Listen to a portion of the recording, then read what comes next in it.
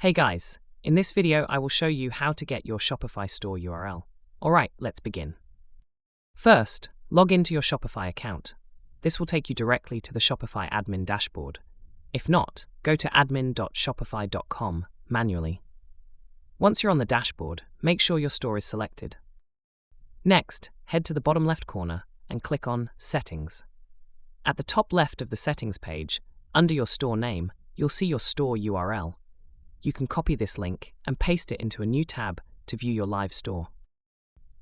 There's another way to find it.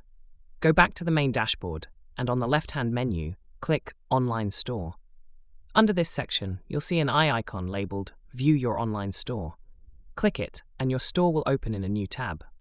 Both methods show you the exact URL to your live Shopify store, whether you want to preview it or share it with others.